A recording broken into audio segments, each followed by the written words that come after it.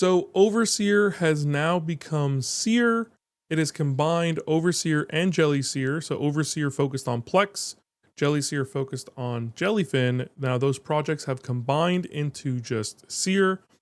And I'm a little bit late to this, but we're going to go ahead and migrate from Overseer into Seer on my Unraid server. Now, the nice thing is that they have some absolutely fantastic documentation on how to do this. I will leave links for that down in the description below, but some people are a little bit more visual learners, so we're going to go through this together. So the first thing we want to do is we want to stop the Overseer container. So I'm going to go to Overseer, and as you can see, the version's not available because the actual repo is no longer existing. It is completely dead. So we are going to change this. Now, the first thing I'm going to do before I change it is I'm actually going to change the port.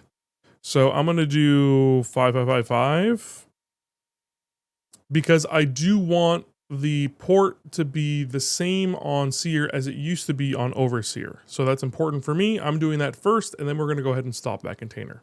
So to stop it, I'm just going to go ahead and click on Overseer here and click stop. So if you'd like to, you can back up this data first before you do any of this process. You just go into your app data and then you would grab the entire Overseer folder. You would copy that and put it somewhere safe. Now that you've got that done, we can go ahead and copy the current Overseer data into a Seer data location so that when we do install Seer, it will already have all that config data, all the database stuff already there for us. So if we open up our console, so what you're going to do is you're going to put this line in here, which is just going to copy from Overseer into Seer. And once that's done, you should get no kind of error code. If you want to, you can go ahead and check that that is done. So you can go into your shares, go into your app data, scroll down, and you should see a Seer, and it should have the same kind of files that you had in Overseer. So now we're going to install Seer, and you can either do this manually or through a template. I'm going to be doing it through a template as it's a little bit easier, but again, the Seer guides do have full information on how to do it manually as well. So we're going to grab the official Seer. I don't need WireGuard VPN or any of that stuff right now, so I'm going to install that from here. We're going to use the default and the latest development branch, so we just do default. And there we go. We have that old web UI port, which is going to be important because I do have tunnels going here through my Cloudflare. So that is important for me. And we can keep everything else basically the same. We already have our app data already set up, so that's great. Everything else you can kind of leave as default, and let's apply. All right, so we're good here. We can go ahead and go back to our Docker. Let's throw this into the right folder here. Move her all the way up top. And now let's launch Seer and make sure everything transferred over okay. So looks like our stuff came over properly. We have check marks on things that we've already downloaded. We've got the clock on things that have not yet downloaded. Looks like we migrated over pretty easy. Didn't run into any major issues. And we're on the latest stable version, which is great. So now there isn't much of a change right now between Overseer and Seer. It's mainly just the name. If we hop into our settings, it's all going to look almost identical to what Overseer is. I haven't really noticed any differences. So the general settings will be fine. The users will be fine. If you do want to make any changes, may as well start doing them now. I would double check your media server. So I'm currently using Plex because I have Plex driving a lot of this stuff because that's what my family uses, and this is what they use to request all of their stuff. I use Jellyfin myself at home, but everyone outside of my house uses Plex right now.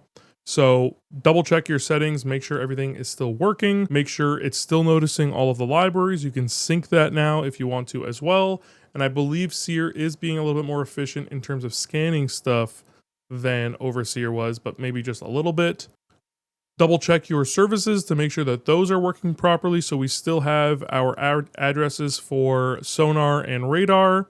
I don't know why that's called Sonar, even though it's Radar. So let's change that one over. So we'll fix that. It's still got our default profiles and everything. So that's great.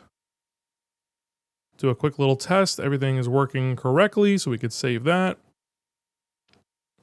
We can go into our network. We have a bunch of different network settings here if we want to. I do believe that some of the other repos, like the Hodio, I think that's how you pronounce it, Hodio repo, has a couple different network settings because it does have the WireGuard stuff in there, so keep that in mind. We have our metadata, so we could test that real quick. MovieDB is operational. We can test the other. They're both working fine. I'm just going to use TMDB for both of these, save those changes.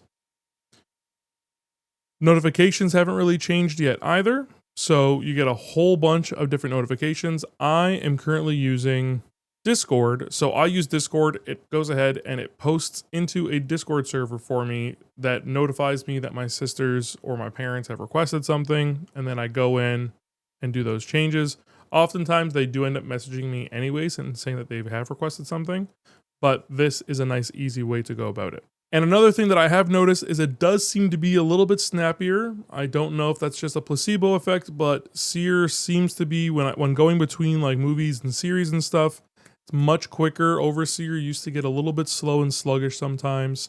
I also don't know if it's because I was, 4 months out of date. Who knows?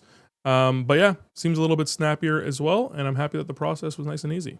Now, again, I really do suggest that you read through the documentation before you go through this process. Even if you're going to follow along with me in this video, it's a good thing just to kind of know what's going on, know the things that I'm doing, and just get it straight from the source.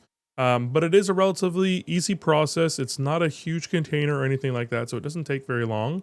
And pretty happy with that. Again, I am pretty late on this. I think they stopped back in February, so I'm very, very late on this, but finally got it going, got it done, showed you guys all how to do it, and hope this helps. And with all that said, I really do hope you found this video helpful, and if not, I at least hope you found it interesting. If you did, I'd really appreciate it if you like, subscribed. If you have any questions, comments, or feedback, you can leave those all down in the comment section below, and I'll be happy to get to them all as quickly as I can. Big thanks to my Patreon sponsors, and big thanks to you for watching to the end of the video. If you want to see any other videos relating to Unraid and all the stuff that I'm doing on my Unraid server, you can check out the playlist right up here. And as always, stay safe out there. I'll see you next time.